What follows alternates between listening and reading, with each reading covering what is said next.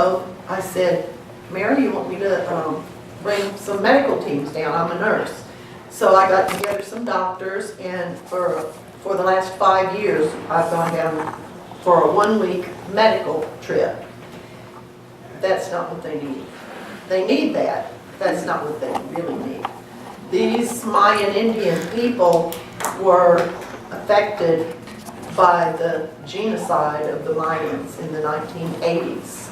The government tried to eliminate as many of the Mayan Indian people as they could. And we go to a place with the survivors from the village of Rio Negro. And there were 3 massacres in the 1980s in Rio Negro. Hundreds of people were just murdered. Children, women, men.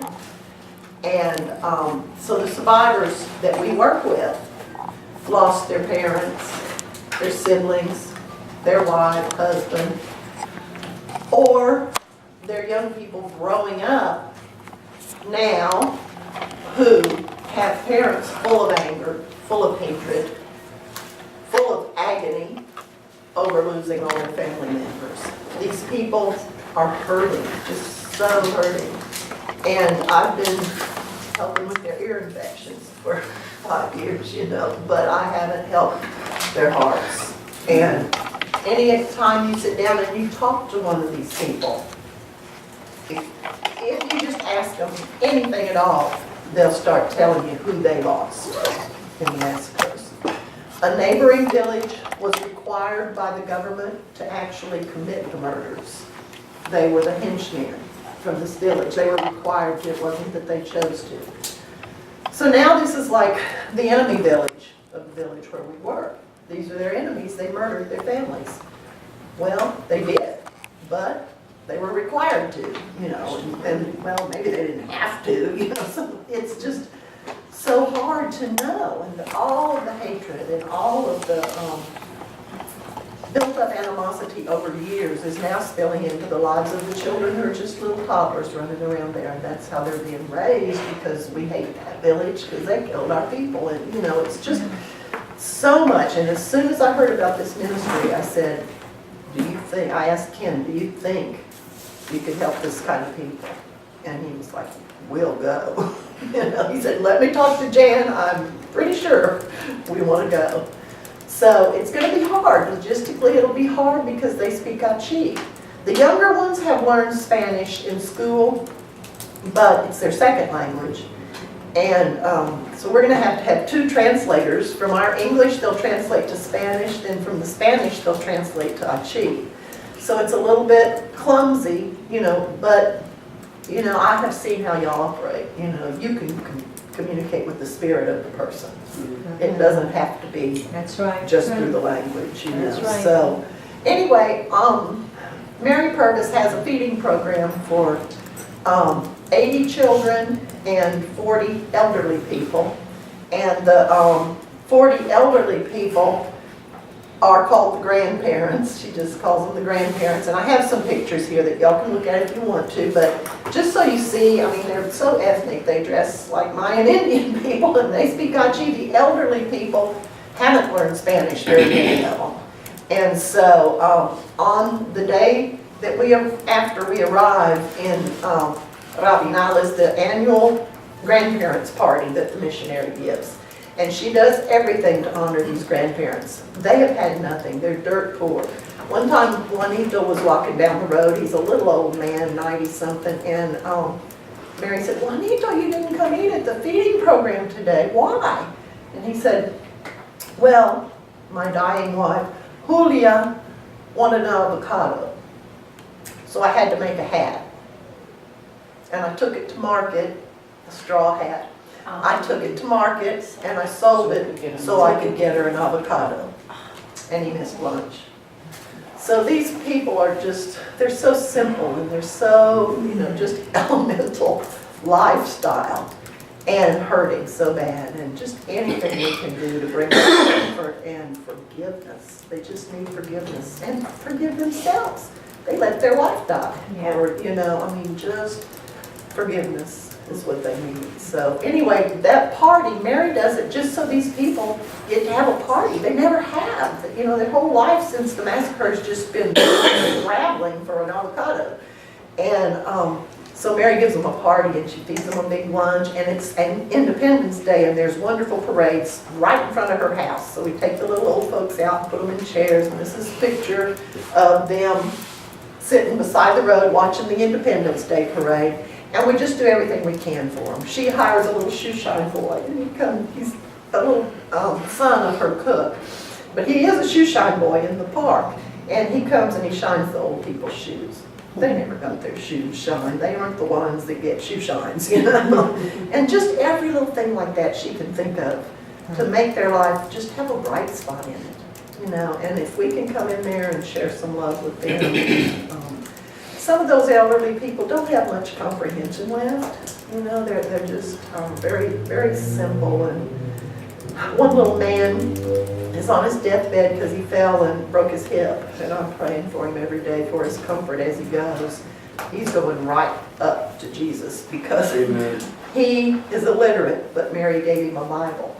And he prayed for anybody he could with his Bible, and he would just close the Bible up and hold it over their head because he knew it was the Word of God. He couldn't read it, but that was the Word of God. And he took it to church every time, and every time the preacher from the front read the scriptures, Mariano was holding up his Bible. And this is over a course of a year or two. I mean, he's just such a wonderful Christian, but very, you know, basic understanding of life anymore, you know. I don't think you could do a whole lot of real work with him because I don't think he'd grasp a whole lot of it.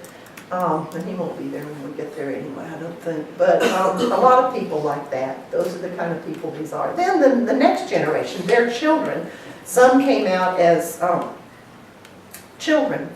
There's a woman who came out who survived the massacres at age 3, who's the head cook at the feeding program. I love her. She's like my best friend down there, Bernarda, and she's been here. Mary managed to bring her here, and she spent 2 weekends in my home with her family, and I took them on the dolphin cruise in Orange Beach, and we just had a wonderful time. But, so she's been through Spanish-speaking school and everything, and you can communicate with her. She knows about learning about forgiveness, and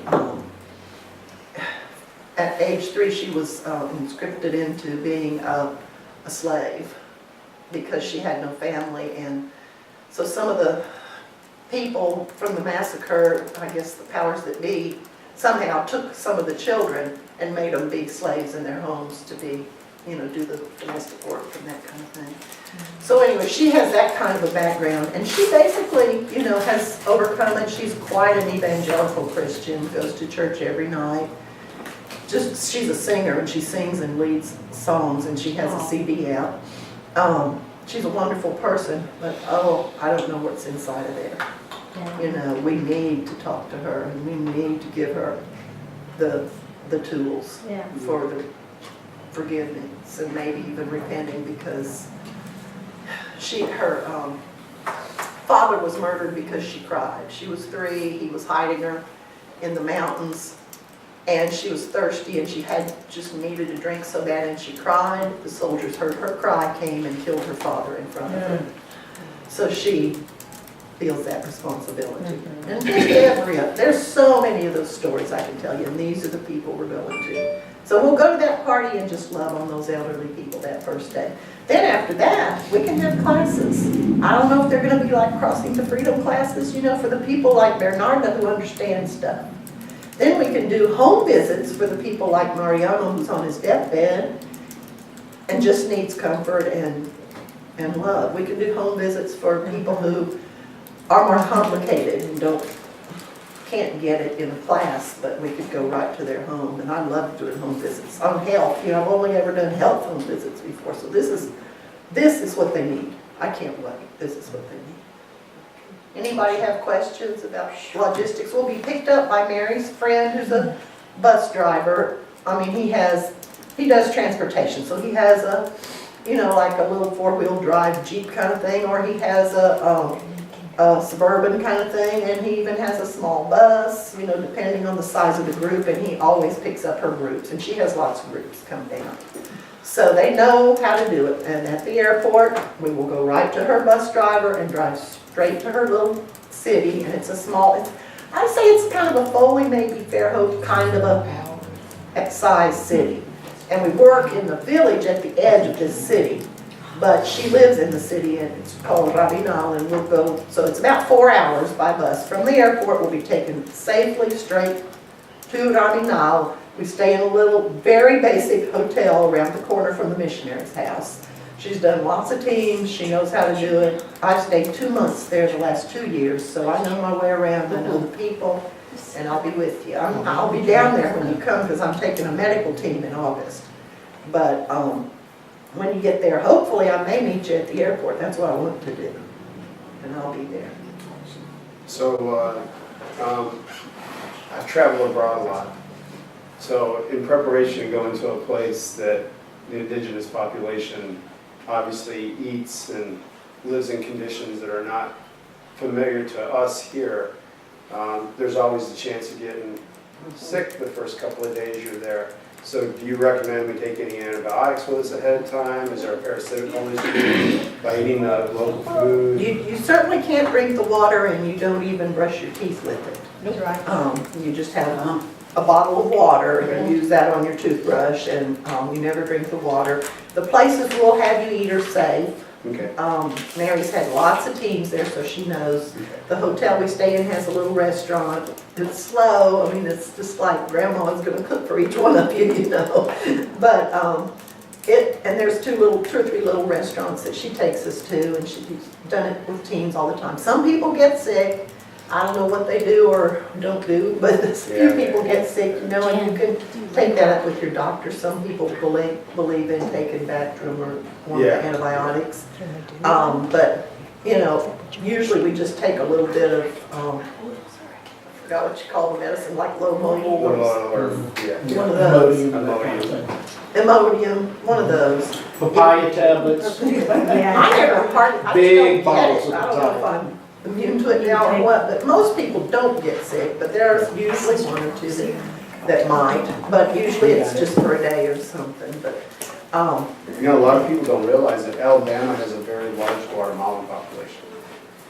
And I had a friend in North Alabama who came from that, and he was a small boy, and his father was dragged off. oh, And, the massacre. So when he shared that with me, I was like, I've never heard of this, you know. And so then when Ken explained to me that he had met you, and I thought of Freddie, and I was like, wow, what a link.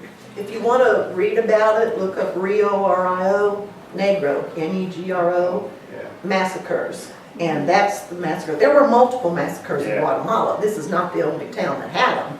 This is the town we work with. But look up Rio Negro massacres and you can find a lot about it.